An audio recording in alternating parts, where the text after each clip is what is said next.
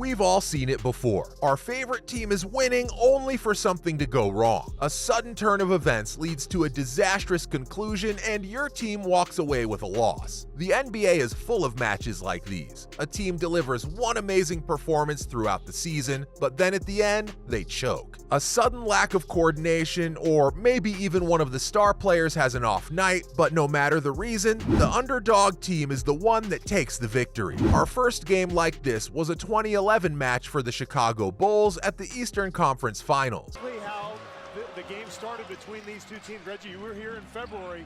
Some early Bulls turnovers and finishing the regular season with a 62-60 loss margin, the Bulls finally sealed their first spot in the Eastern Conference Finals since 1998. They had the rising star Derrick Rose on their team and they looked unstoppable. It was destined to be a walk in the park for our boys in red, but alas, it didn't turn out the way they wished it would. The Heat played their best basketball in the series and successfully choked out the raging Bulls from going forward in the competition. To be fair, Rose really did try. Oh, he's loose in the lane, down the lane, scooping, scoring. Oh, too big, too strong, too fast, too good. He pulled out acrobatic moves that we only see in the Olympics, but sadly, it wasn't enough to scare or even make a dent in the Heat's star-studded lineup. The Heat managed to force one of the biggest chokes in the history of the NBA. Playing on their home ground, Dwayne Wade and LeBron James pumped up the crowd with huge slams and extremely powerful blocks. James, quick outlet to Wade. And they should be able to run more as James finishes emphatically. The Bulls got an early win with Derrick Rose, who flew across the court in the first game. However, the Wade and James iconic duo promised to tear the Bulls apart at their home ground. And wow, the Bulls' defense was in smithereens. They drilled through them for the next 4 games, and ultimately, the Bulls took the loss. The Bulls had a chance of winning Game 6 and forcing a 7th. They were playing well in the first 3 quarters and had a 12-point lead, but they couldn't hold on to it. In the last 4 minutes of the game, LeBron and Wade were playing against children on the court. Or, well, that's what it looked like. 65 Chicago. Wade on the run. Banks it home. So Wade has hit his. The two were flying around the arena as if they watched Top Gun Maverick years before it was released. The Bulls lost all their momentum. Though their play was on point, it was just not their night. The term choking isn't enough for this match. This was an annihilation and the Bulls know it. Our next game is one for the Portland Trail Blazers. At the 2000 West Conference Finals, everyone was on the edge of their seats for this match. We were finally going to see the great Kobe face off against Pippen. Misses the 3.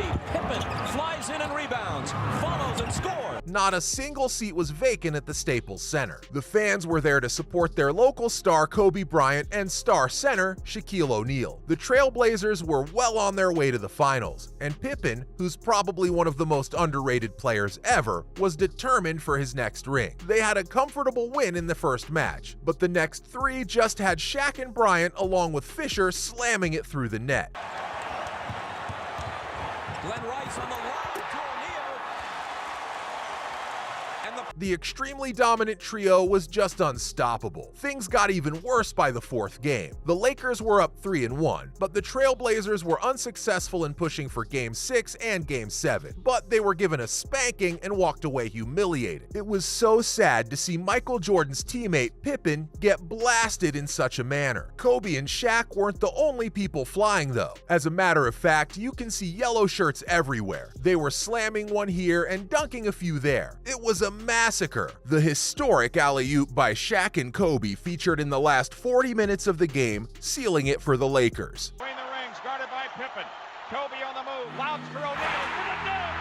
Kobe Bryant worked into the lane. All of the confidence that Pippen had in the first game was lost by the 7th. Next on this list is Oklahoma City Thunder at the Western Conference Finals in 2016. Say what you want about Steph Curry's team, but they've choked out various teams at crucial stages in the championship. This was an iconic face-off between Steph Curry and the legend Kevin Durant, and it's probably one of the biggest chokes ever. Picked off. Here comes Durant with Westbrook.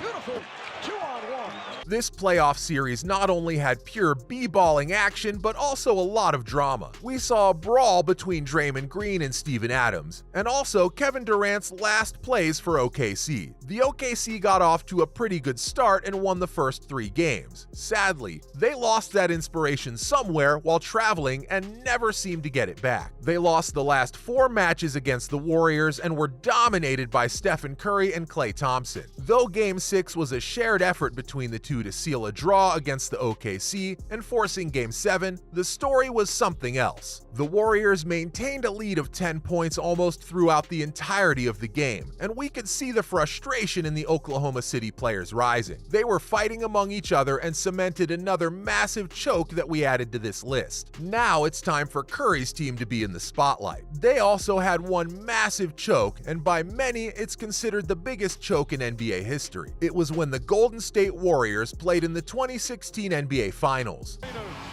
For game 1 of these NBA Finals, the rematch from last year, Warriors and Cavaliers. The wounds from this game are still so fresh. Any Warriors fan is still aching just by hearing this. Before we go on, we have to make it clear, the Cleveland Cavaliers had a far better team than the Warriors. Honestly, the Warriors should work as a team and not as a single unit, one-man show team. Now, the Warriors qualified with a record 73 wins and made one massive mistake, underestimating the Cavaliers. The price that they paid was extremely heavy. They couldn't keep scoring three-pointers. They had to break through the defense in order to have a better chance of winning. And although Curry and Thompson did play brilliantly, they never could grab those clutch points. LeBron had fantastic blocks, and Irving's amazing agile skills proved to be menacing for their opponents. Iguodala to Curry, back to Iguodala, up for the layup, oh, blocked! To add the nail to their coffin, J.R. Smith kept on getting three-pointers. The game was close though, and both teams were biting each other off, but Stephen Curry failed to jam a long three-pointer from Irving. He also failed to grab the last-minute opportunity of the clutch, basically handing the championship to the Cavaliers. The Warriors lost the finals 3-4 against the Cavaliers and got the title for the biggest choke in the history of the NBA. Well, it isn't surprising to see the underdog rise up and surprise everyone. The team that plays as one is the team that will emerge victorious. Sadly, that wasn't what happened to the Warriors in 2016. But I guess that's what happens when you only rely on a few players in the team, and the rest don't carry their weight. We've seen some massive chokes in the NBA, and we're sure there are many more to come, whether it's from the Warriors or the Cavaliers. We can't wait to see what's going to happen next and which team chokes this time. But for now, let us know what your thoughts are down in the comments. Which team's choke was the best? And do you know of any chokes you would have liked to have seen on this list? For now, it's goodbye, and we'll see you in the next video. James drills it. 17 first half points.